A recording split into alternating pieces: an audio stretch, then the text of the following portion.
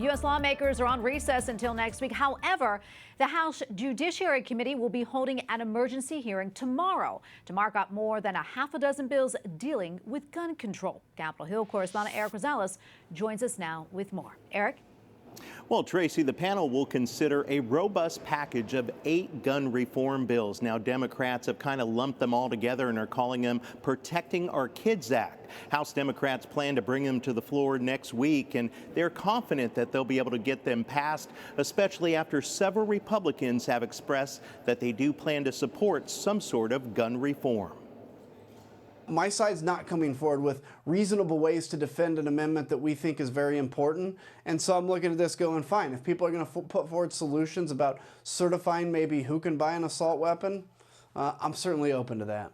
The bills include raising the purchase age for semi-automatic rifles from 18 to 21, banning the sale or transfer of high-capacity magazines, new rules for home storage of weapons, and beefing up universal background checks. Checks that Congressman Dan Crenshaw doesn't agree with because it would prevent gun owners from selling a firearm to a friend or family member. People who are least likely to adhere to a universal background check are the criminals who intend harm. So again, it's an outcome problem. I don't think they would have the outcome people think they would have.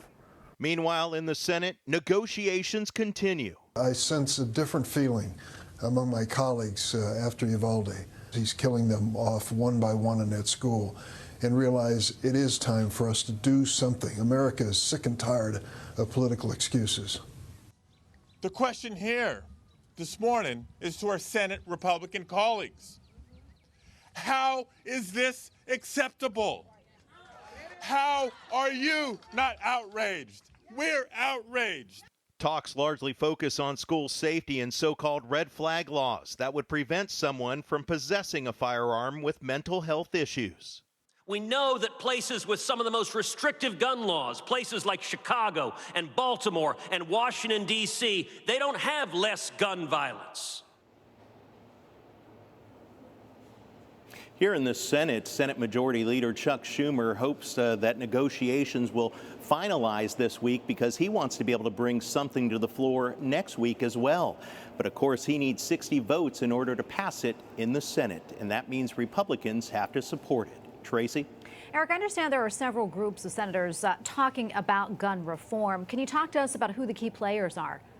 Yeah, some of the key players on the Republican side, well, it's Senator John Cornyn of Texas, and on the Democratic side, it's Senator Chris Murphy of Connecticut. And you may recall that Connecticut is the home of the Sandy Hook massacre some 10 years ago that involved a gunman in a classroom. So, you know, they hope to be able to get that done with some sort of gun reform. These two know each other very well. They worked together about last year, but they were unable to bring some sort of gun reform to the floor for a vote last year, but they hope that will change this year. Tracy? Okay, Erik, thank you so much.